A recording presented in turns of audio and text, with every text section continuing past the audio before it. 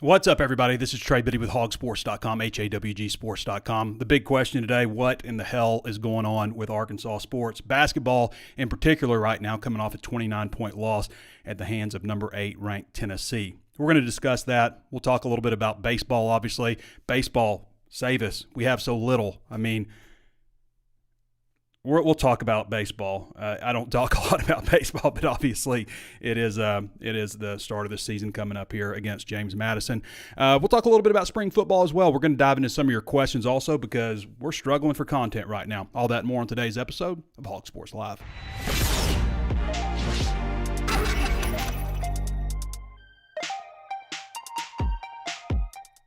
So many ways to watch and listen, everybody. You can always watch us streaming live on YouTube. Be sure to subscribe to the channel if you haven't done so already and set it so you're alerted anytime we upload new videos. Also on Facebook, be sure to follow the page, 90,000 Razorback fans on there also. And Apple Podcasts, if you haven't taken this moment to throw us a 5-star review, we'd love to have that from you. Also on Spotify, Google Podcasts, anywhere else podcasts are found.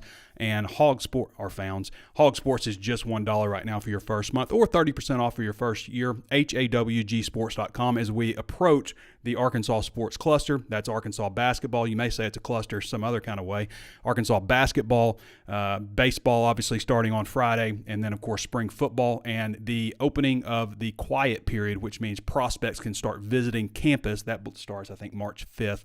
March 5th, I think.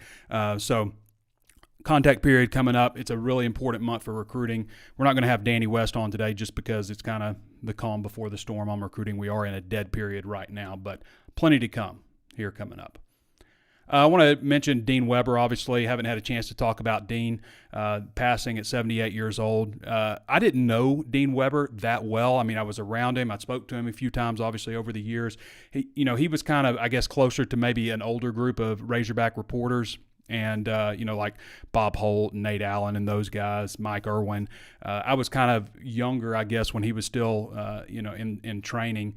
But most of the stories I know is, from Clay Henry or, some of those guys, Mike Irwin, sharing stories about Dean Weber. But, I'm kind of in that group of, like, there's nobody around me age-wise for some reason. Like, I'm 46. Everybody else is, like, 20-something or 30-something, and then everybody else is like, 50-something and older, 60s mostly. I don't know why there's nobody my age covering Razorback sports, like on the beat regularly. I don't mean like radio people or anything, but people who are showing up there regularly. But anyway, Dean Weber obviously was a great Razorback and had a lot of impact on a lot of people's lives. His celebration of life is supposed to be on April 13th. So, that kind of coincides a little bit with maybe an opportunity to get a lot of former players up here because you have the red-white game, which I think is going to be on April 13th. That's not an official time, but I think it'll be about noon on April 13th. So this will maybe kind of coincide with that. So Dean Weber passing away and just a great Razorback. I mean, you can't find anybody who would say anything negative about Dean Weber. Also, thoughts out to Dre Greenlaw. We all saw the Super Bowl. We saw him, tear his Achilles when he was trying to take the field, and this is a serious injury. This is like a third of people, according to Dr. Jeff Watson, an orthopedic surgeon. This is on A to Z Sports. A third of the guys don't make it back from this injury, and Dre's just 26 years old. So, hopefully, that's not what happens. I mean, we know like with Kevin Durant, he had that injury, obviously came back and he's played many years since then. So you can come back from it, but it is a serious injury that, can end your career. So thoughts out to Dre Greenlaw. Hopefully this is, he's in the 2/3 that make it back and returns to form because he certainly has a bright career ahead of him and already had a bright career, already has exceeded the career that I think a lot of people projected for him. Should we talk about some winners? Arkansas softball's 4-1. They are coming off a 3-2 loss to Penn State, but this is what we have to talk about. Arkansas softball 4-1. That's good. Arkansas track and field is number 4 in the NCAA track and field ratings index. This was out on February 12th. The SEC Indoor Championships are Friday, February 23rd, Saturday, February 24th at the Randall Tyson Track Center. And then the indoor championships are March 8th and 9th. So, some winners. Gymnastics is 2-2-1. I don't know how to score gymnastics, but they lost 197.850 to 196.050. But Razorback gymnastics is good. So we got that to talk about. Women's basketball is 17-9, 5-6 in conference play. That's certainly better than the men, so deserves some mention. We'll talk about that, even though they've lost 2 in a row at Florida, 85-81, and at Tennessee, 81-55. Last one against Auburn, 74-72 in Bud Walton. Next up for the women is Sunday, February 18th in Bud Walton Arena. We're talking about some things we haven't talked about a lot on this show. I mean, it's what it is. Women's soccer starts February 22nd, Thursday, February 22nd, against John Brown. That's at Razorback Field in Fayetteville, free to the public. Go watch a good soccer team, women's soccer team win, free. Volleyball team last year was 28-6, lost to Nebraska in the NCAA tournament after beating Stephen F. Austin, TCU, in Kentucky. So good run for the women's sports programs, not so much for the men. Get your questions in. We might answer some questions. I've got some a poll or a thread on the Razor's Edge message board asking for some questions. We'll see if there are any on YouTube. What I've experienced about YouTube generally is it's more comments than questions. Facebook, when I was streaming live on Facebook, it was definitely more questions. But College World Series 2024, predictions for the 8-team field as baseball season begins. This is by Robbie Weinstein on 24/7 Sports, our network.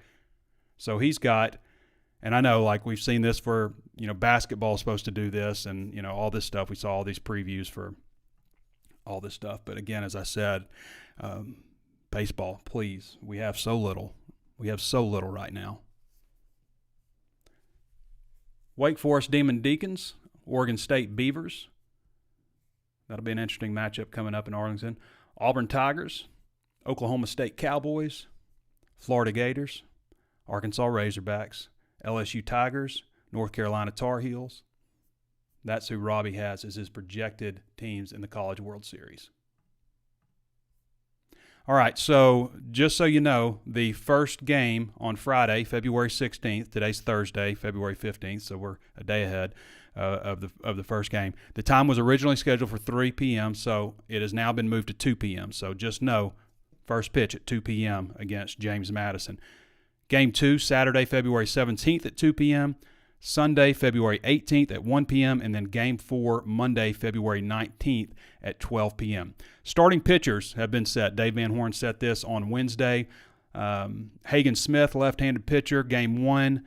Right-handed pitcher Brady Tigert, Game 2. Left-handed pitcher Mason Molina, Game 3. And then freshman Colin Smith is in Game 4 on Monday. Bybee is apparently still coming back from an injury because he was expected to be that fourth guy there. So that's what we're looking at for baseball. Just to give you an idea on the schedule outside of that, obviously the college baseball series, you can check out that. We've got it on our YouTube channel, Dave Van Horn's press conference with all the other coaches that are participating in this. The schedule for that, so the games this weekend, you're going to need, so a lot of people get confused on SEC Network alternate. I don't even heard the word SEC Network alternate. Is that still a thing? I don't even know if that's still a thing. But SEC Network Plus, when you see SEC Network Plus, that just means you're not going to be able to get the game on your regular channel guide. You'll be able to get it through an app on your computer at ESPN.com or something like that. Like you'll either need a smart TV that has ESPN on it or, like an Apple TV or a Roku or something like that. If you're older and you don't know, then, ask one of your kids to help you out. It shouldn't be too difficult to get it going. So SEC Network Plus, basically, it doesn't mean that you need to subscribe to ESPN Plus. It doesn't need any of that. Like if you already get SEC Network on your regular channel guide, whether you're paying for cable, satellite, YouTube TV, Hulu TV, or whatever you're paying for, as long as you get it that way, then you will have access on SEC Network Plus. You'll have to log in with your credentials for whatever service you're paying for, but you'll be able to access it. Most of the baseball games are going to be on SEC Network Plus. There's a few that aren't. Obviously, when we get to College Baseball Series in Arlington, then this is Flow Sports. What you need to understand about Flow Sports is they're going to entice you with a really attractive annual offer, and it's going to auto-renew you. Don't fall into that trap. You just need the monthly. You just need 1 month subscription if you want to watch the Flow Baseball College Baseball Series. So FLO, is it Flow? Flow Sports. Flow Sports, FLO. So these 3 games, February 23rd, 24th, and 25th at Globe Life Field against Oregon State, Oklahoma State, and Michigan will be on Flow Sports. After that, you're looking at a lot of SEC Network Plus, okay, all the way up until you get to Auburn, the first game in the Auburn series on Thursday, March 21st. That game is going to be on SEC Network. The other ones are going to be on Plus. And then you got LSU, first game ESPN2, the next game at SEC Network, and then you're on Plus. So just a few games throughout the schedule. Ole Miss Thursday, April 4th, SEC Network. But most of these games are going to be on SEC Network Plus. So if you like Razorback baseball, if you're thinking about getting into Razorback baseball because everything else is kind of crap the bed, then you need to figure out SEC Network Plus.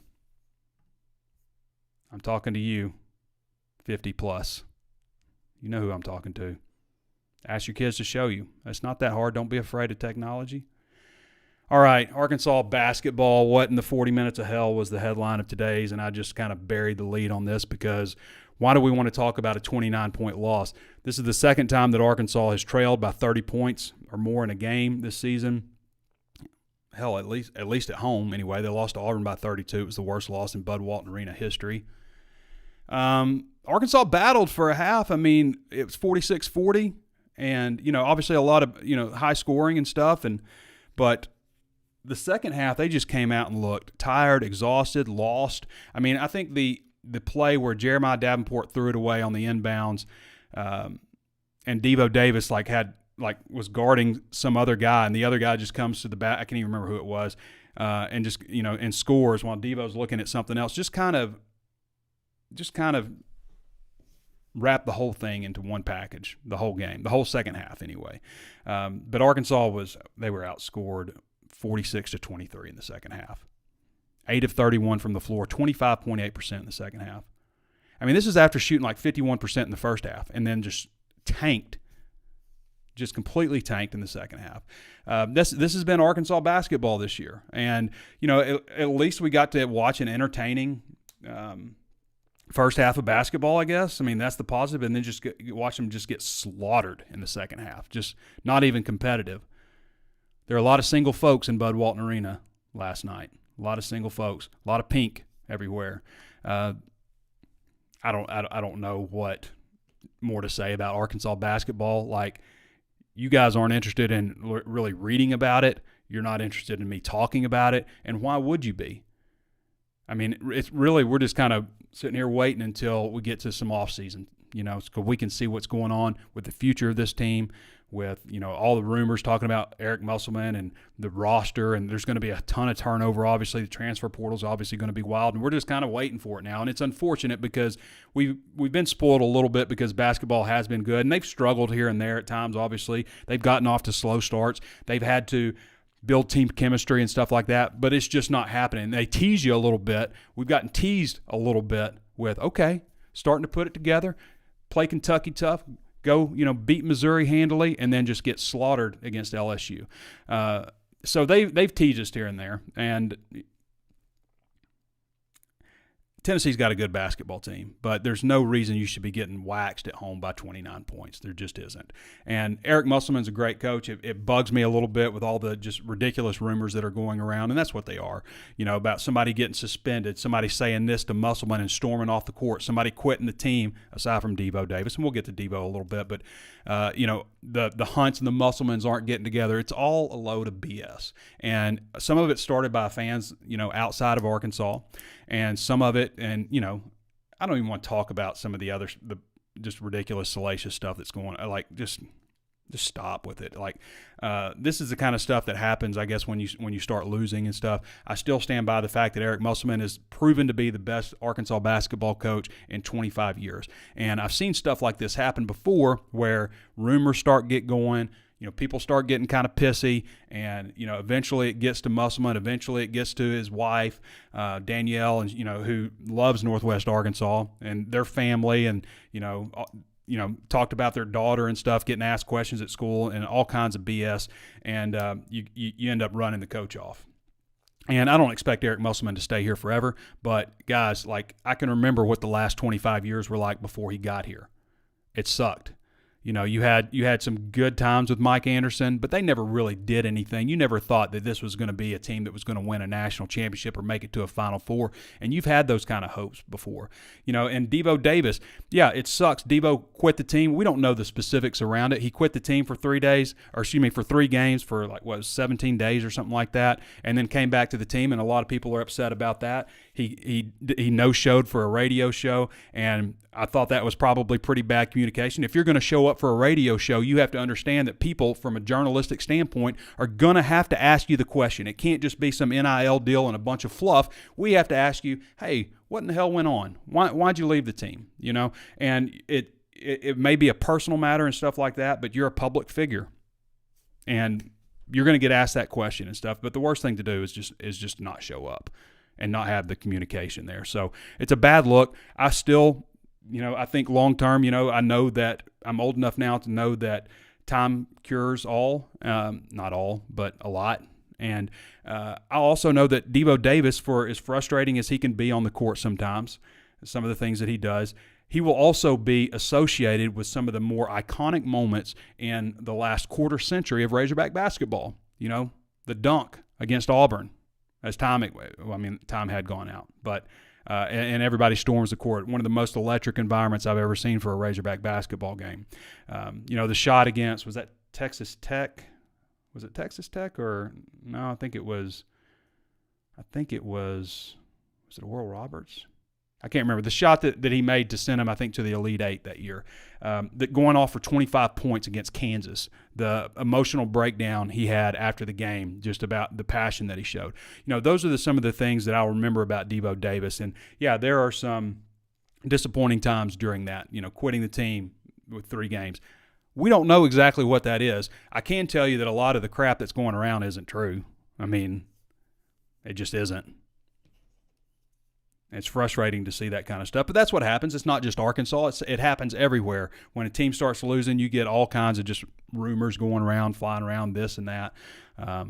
So just kind of what it is. But, yeah, an appropriate title, what in the hell is going on? What in the 40 minutes of hell is going on with Razorback basketball? I still think Musselman's a great coach. I think they're having a bad year. 2 Elite Eights and a Sweet 16. Name me another coach that's done that at Arkansas. You can name one, Nolan Richardson, and that's it. Give me a coach that had back-to-back top 25 finishes. The last time that's happened, it's been a long time. The odds are, people, I think most people, and I live on the internet, obviously. Some people think I'm actually inside of it, but I live on the internet and I see, the reactions and the, knee-jerk reactions and, the frustration and stuff, and, people talking, in the comments below, and, often not using their own name, and they can vent and have frustration and stuff like that. But, I think most fans recognize the contributions that Muss has given Arkansas, and also understand that, they're having a bad year. He's also got some stuff that he can fall back on. That may not be true in the fact of, Sam Pittman. If Sam Pittman were to have a bad year next year, then he can't just fall back on an incredible season, that they had fairly recently. 9 wins was fine. That was fun. Compared to recent years, that was nice. But that's been a little bit ago. That'll be 3 seasons ago now. So with Muss, I think he has a lot to fall back on. I think he's got a proven track record, and I think not that Arkansas wouldn't go out and be able to lure a quality coach out there, but odds are relative to the past, probably won't have as good a performance as Muss has had. Connor Goodson, HawgSports basketball analyst, offered his player grades. You can guess kind of how those went. Jeremiah Davenport, D+, Jalen Graham, D, Devontae Davis, D-, Caleb Battle, D-, Tremont Mark, F, L. Ellis, F, Mekhi Mitchell, F, offense, D-, defense, F, overall, F. Anybody argue with that? NCAA football, EA Sports. What is it? What is it called? It's been since 2014 since it's come out. College Football 25, I guess is what it's going to be called. But they officially announced today that it's really coming. It's this summer, full reveal in May. It stinks that Arkansas is going to suck on the game. But, hey, you'll be able to do a dynasty mode and build Arkansas up, right? You got that going. So, or you could play on rookie mode and just dominate everybody. But probably not a team that a lot of people are going to pick up for online play. But exciting to have the game back. Obviously, this all started back a decade ago with Ed O'Bannon being upset over his likeness being used. And name, image, and likeness has turned into something just completely ridiculous now. I mean, it really is. Like, name, image, and likeness was supposed to be a commercial at Sassy's, or a law firm, an injury law firm or something, or UAMS, or a commercial like that, where somebody identified a kid and said, this guy's a Razorback player. He's a great player. We want him to represent our business. And what it's become, NIL, is we're just paying players. And to act like it's anything else, the fact that the NCAA is coming down on Tennessee, and we can all want, Razorback fans and whatnot, want Tennessee to get the hammer dropped on them, it's all a load of crap. It's all the NCAA has nothing to stand on because everybody's doing this. Everybody is paying players. Everybody is giving players money to go to their school, not to represent a business. That's all just a farce, and we know it's a farce. It's ridiculous. Pay these players a salary, let them unionize or whatever. I'm not a big union person, but something's got to be done because this is just completely ridiculous what's going on right now in college sports, especially in football, basketball, players jumping back and forth. You're going to lose the fans. You're going to lose fans. Now, I'm going off on a tangent here, but I think NIL is a good thing, okay, for Arkansas. It can be a good thing if you really embrace it and do it right. And I'll say this, too, for the basketball game last night, this is the first time I've really seen a whole lot of NIL talk. Saw a video before the game about NIL, saw some messages here and there about NIL, and that's what Arkansas has to do because that's the landscape that we're in right now. If you have to play ball just like everybody else. Ole Miss can't just have a leg up on you because you don't want to play ball.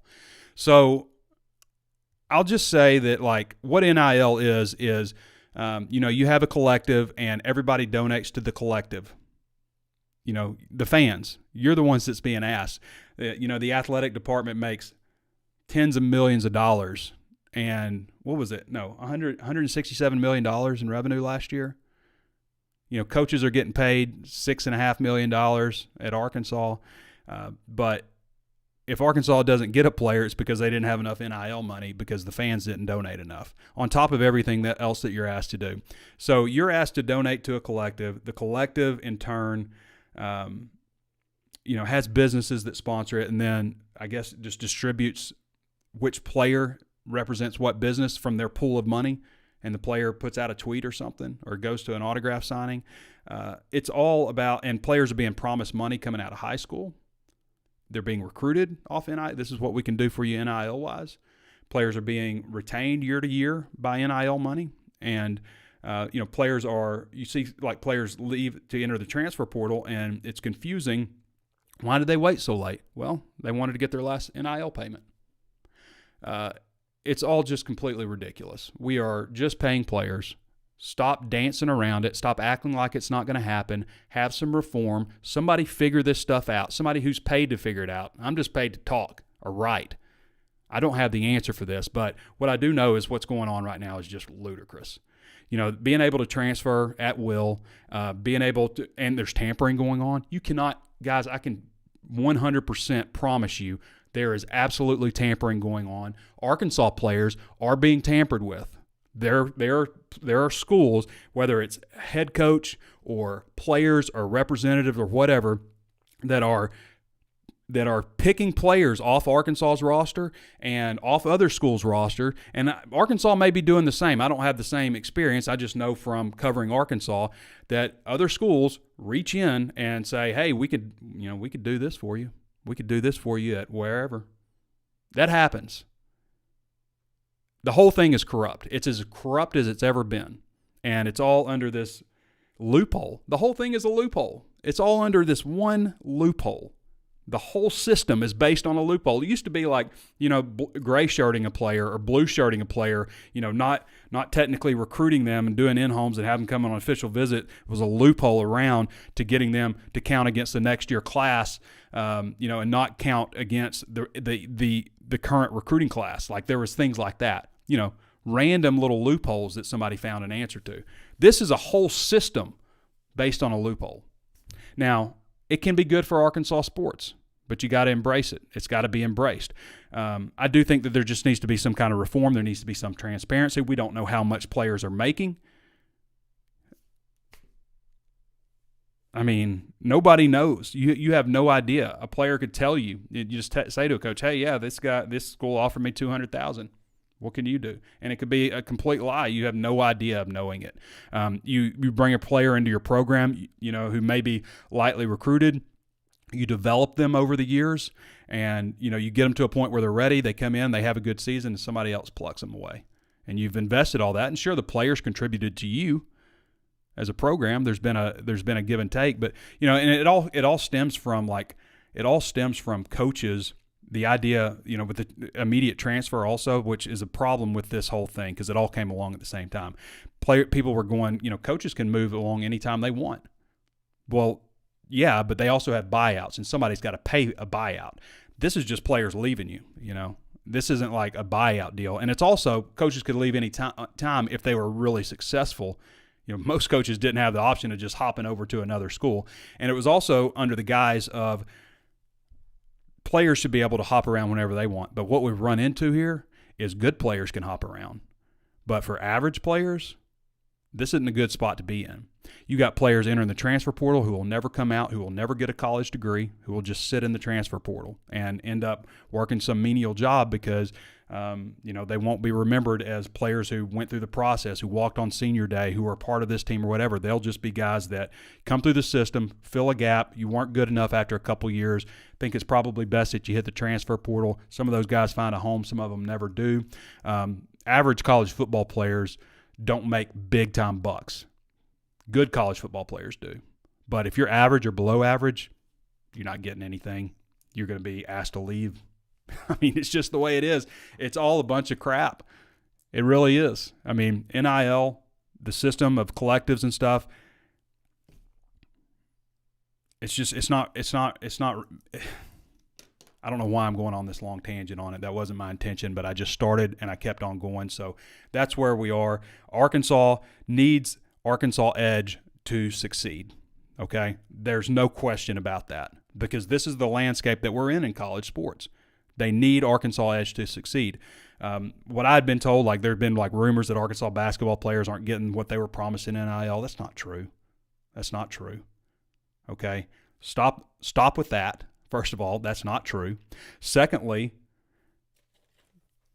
as far as money for the future, I have heard that could be an issue. And it's not just basketball, but it's impacted by football because football is 75% of the revenue. And football is going to impact everything. Football success is going to impact everything. So when the football team goes 4-8, everybody else is going to feel it. I have seen, I've looked at Arkansas Edge. It looks like a much better setup than what when Arkansas was. It's actually not just charity-based, which is great. Charities are great. Support charities. But if you're going to compete in the college football landscape, you need businesses to be involved in your NIL. You just do. And so what this, what I've seen is it's like set up a lot more like the Grove Collective, which I think is kind of the standard, where you can donate monthly, you can donate, one time, you can donate an annual deal. You can do it however you want to do it, and it caters to everybody. One Arkansas I felt like was just more catering to people with very deep pockets, and this is hey, I want to throw in $25, or a kid gets $20 for his birthday. Dad, can I throw in $5 for the Hogs? Yeah, sure you can, son. And I guess have some knowledge that, hey, you helped bring that player here, some kind of, I don't know, some connection there. But this is the landscape of college football. And if you want Arkansas sports to succeed, then you have to donate to the NIL Collective, and the onus is on the fans to do that. And it's not just the deep pocket guys, it's everybody. So how much do you want to win is the question. Sorry for the tangent. All right. Where do we want to go next? Should we take some questions? I mean, we can talk recruiting. Danny West has the Big Red board for 2025 offense that's out right now. So just a look ahead at some of the guys that they have offered. Obviously, Arkansas has got, I believe, 5 commitments already for the class of 2025. It's going to really pick up. You're going to see some guys come in, especially when we get to about April. You're going to see a pretty good bit of activity. Some of Arkansas's highest rated commits last year committed in April, June, July. Those are the months now that you see a lot of recruiting going on.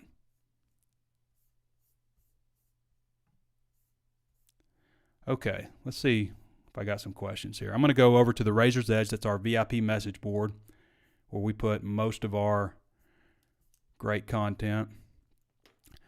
Hogslop 2011 says Carius Kern comp. He wants a comparison to Carius Kern. That's a tough one because I think at 6'4", 305, I think this guy could play. I think he could play offensive tackle. You don't see a lot of 6'4" offensive tackles. I don't like.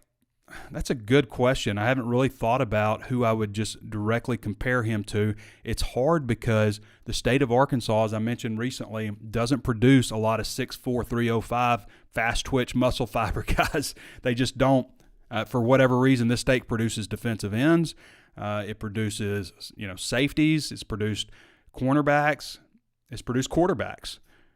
It's produced running backs, offensive linemen. But as far as like a true defensive tackle, and he could end up playing offensive line. I think I look at his video and I go both ways. I'm like, I watch him play defensive tackle. I was like, yep, defensive tackle. I watch him play offensive tackle.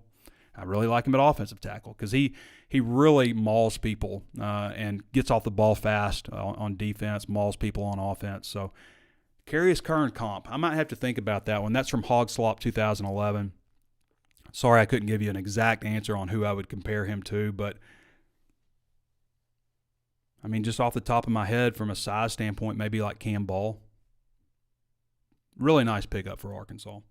Mike RZ says, do we feel that the staff changes are enough to close the gap in our mental toughness and ability to finish victories in close games, or is there going to be too much of a talent experience discrepancy to overcome?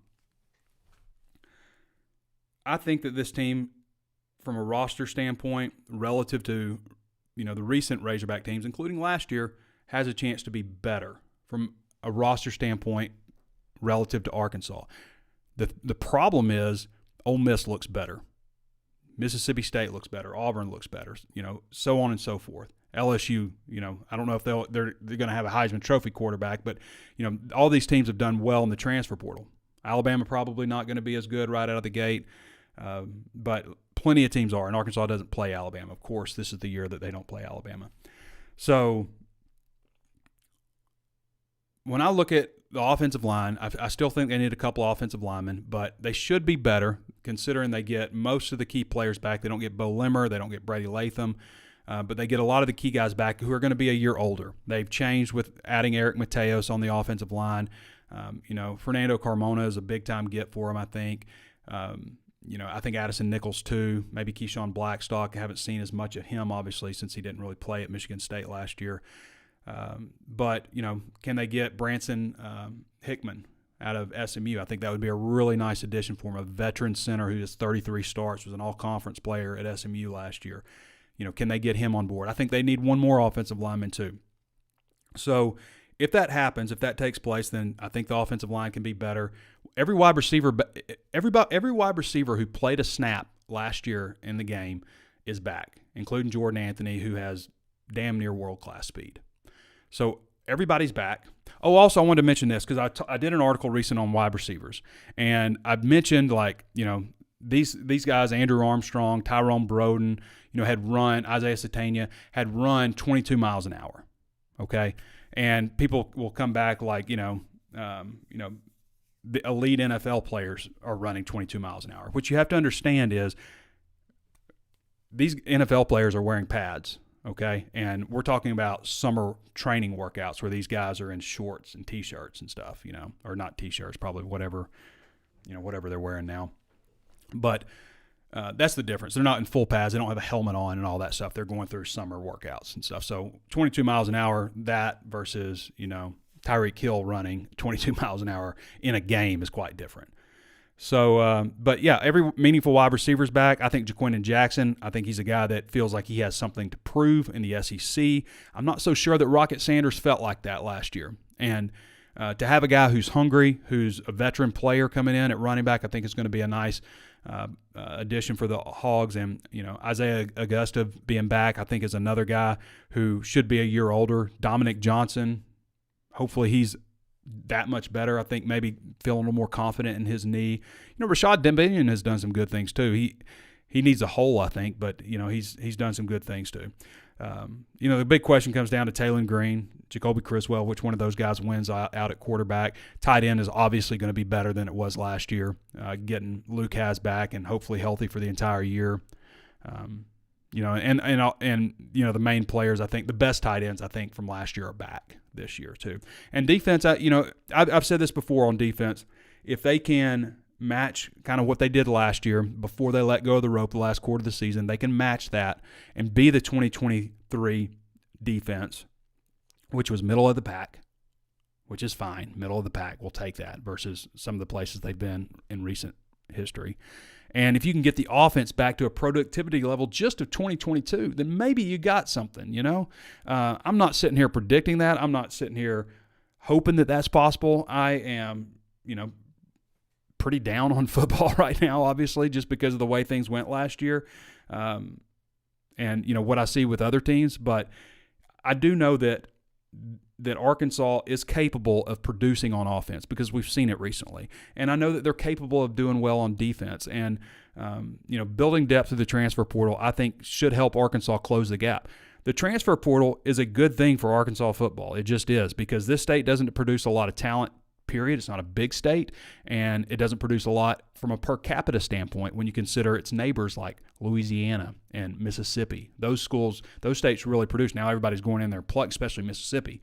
I mean, Alabama just go in there and take who they want out of Mississippi, right? But I think from a standpoint of like being able to identify a guy like Fernando Carmona and being able to go get him out of the transfer portal, because he's a guy that isn't interested in all the hoopla and recruiting and all this stuff. You can just, he wants to go to a place because he's seen all that, all the big talk stuff. He wants to go to a place where he fits in and he can play football. And that was Arkansas for him. So I think that's where you kind of close the gap from being from a smaller state and not having the direct access to Atlanta like, Georgia does, or, all the places in Georgia. Georgia really produces well, or New Orleans, like LSU has, or not being far from Houston, some of those things. So that's where I think you kind of compare the gap, close the gap. And Bobby Petrino, to answer your question, Mike RZ, Bobby Petrino, probably can rub some people the wrong way. I'm interested to see the guy who's out there versus the guy that I knew in the past at Arkansas. And I always appreciated Bobby Petrino, one, because he won, which was, to me, important to you also. You can forgive a lot of stuff. Sure, he had his flaws. He had some interesting dealings with media and stuff and things like that here and there. But I always appreciated he put out a schedule and he stuck to the schedule and he showed up on time. He opened spring practices in their entirety. And, he did a lot of things that I thought were good for Arkansas before, everything got kind of torpedoed. That's not even fair. Completely torpedoed. I want to see how this story plays out, just from a journalist, just from a person who likes to ask questions and see how things play out like that. I'm really interested to see how the Bobby Petrino story unfolds at Arkansas. Louisville brought him back. They had some success for a little bit, but the story didn't end that great there. How will it end at Arkansas? What players benefit this year from Bobby Petrino's offense, says Tuss Galore. I think Isaac TeSlaa can really benefit in this offense because this is a guy that, he's like, 440 squat, 350 bench, tied for the longest broad jump, I think, on the team, 38-inch vertical, which I think was maybe tied with wide receivers, maybe Andrew Armstrong for highest vertical. Like, his testing numbers are all off the chart, and he's like 21-something miles per hour. The fact that he produced the way he did doesn't make sense. Tyrone Broden's another one. The guy has clocked out at 22 miles an hour. He's 6'7". Why would a guy like that, who's 6'7" and can run that fast, average 7.3 yards a catch on 15 catches? 7.3 yards a catch for a guy like that. This does not add up at all. Isaiah Satania is another guy. I mean, I'm talking wide receivers here, but like, those are the guys that I think could have a chance to really benefit in Bobby Petrino's offense. And if they benefit, then so does whoever the quarterback is. Mike RZ comes back with, things feel pessimistic as we enter spring ball for the 2024 season. What are some things that Hog fans can look forward? I think I answered most of that stuff. What would be the most pleasant surprise that's realistically attainable? So the things that I'm looking forward to are seeing Bobby Petrino out there, okay? Seeing the quarterback battle. I think quarterback battles are always very intriguing. In fact, like 24/7 Sports is going to hit me up, like, because we've got a quarterback battle going on at Arkansas, and they're going to want me to do content and want me to, help answer questions and stuff, because that's a big national storyline, no matter if the team's coming off a 4-8 schedule, 4-8 season. So that, and the fact that there are 13 freshmen out there that we've never seen in a Razorback uniform, and 13 transfers that we've never seen. I mean, that's a lot of new players, 26 new players out there, and a quarterback battle, and Bobby Petrino's back. I think there's a lot of things to be intrigued with. Now, yeah, we can be pessimistic, Mike. I am too. I'm certainly going to be more cautious on how I view this Razorback football team. But I also love football. And, yeah, it sucks losing and stuff, but I also love football, and I love Razorback football, and I want to know who the quarterback's going to be. And I want to break that down for everybody, which I'm going to do a lot of coming up. And I want to see some analysis that I'm going to put. I mean, you want to see analysis. I'm going to be one of the guys putting it out, obviously, on what I think of the newcomers, So those are the things I think that are that are intriguing.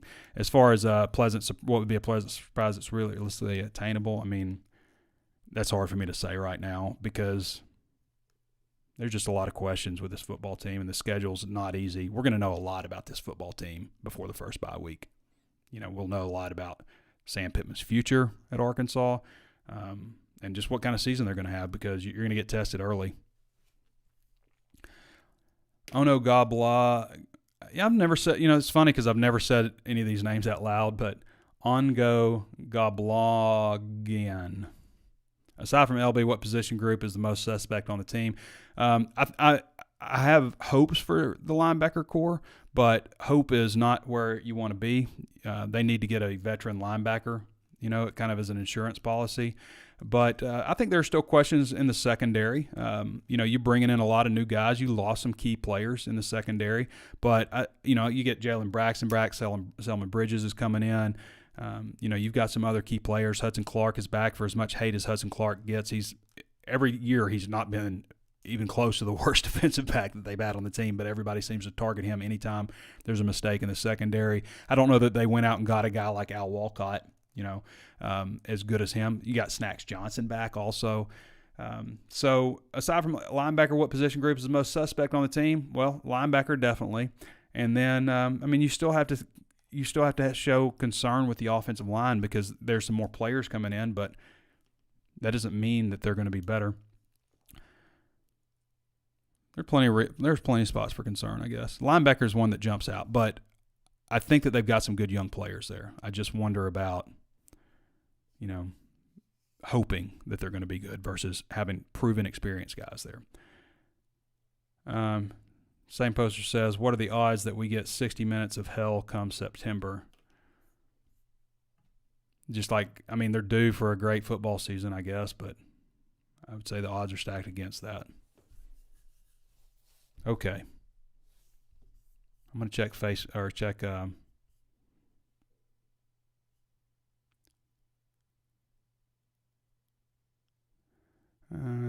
yeah, just kind of as I suspected on YouTube, just, mostly comments. And we love the comments. Appreciate the comments, everybody, but I don't see anything I don't see any question marks in here. See some spam. All right. Well, I think we pretty much covered everything I wanted to cover today, but just to sum it up, Arkansas basketball has just been extremely disappointing. I still think Musselman is a great coach. I think if he comes back, then, there's a good chance that he turns things around. And just bugged by all the rumors and all the crap that's flying around out there about this guy suspended, this guy quit the team, this guy, loves this guy. I mean, all the kind of stuff that's going on out there, and it's just not true. And, the Hunts and the Musselmans are at odds. I mean, it's not true. It's not true. It's just salacious BS rumors that's going around, and people still, no matter how many times I talk about it, people still, come up to me and ask me about, some of these rumors. So anyway, that's basketball, and women's sports are doing well. Baseball starts tomorrow. Thank goodness. Don't crush everybody's dreams, baseball, please. Again, we have so little. So save us. Spring football coming up, recruiting coming up. A lot of things to look forward to. Yeah, that's it. I think we did the show. What else? That's it. All right, everybody. Thanks for joining me. Didn't have anybody join the show today. Starting to feel it in the voice from just straight talking the whole time. But I hope you guys enjoyed the show. If you haven't subscribed to HawgSports, then do so, HawgSports.com. And give us a 5-star review on Apple Podcasts. It's actually been a while since we had anybody leave a review or I think even give a rating. And we're almost up to 1,000, so would love to get a rating from you, even if you don't have time to leave a review. But take a moment to do that, please, on Apple Podcasts. Would really appreciate that. Certainly helps our show and getting us out to more people. I had a guy that I know the other day who said, hey, I didn't know you did a show. And I've known him for years. His daughter and my daughter are friends. He's like, I didn't even know you did a show. I was like, have you ever seen The Walk and Talk? What's The Walk and Talk? So there's still skin on the bone, still meat on the bone, as they say. All right, everybody. Thanks for joining me. This has been Trey Biddy with HawgSports.com, and we'll catch you next time.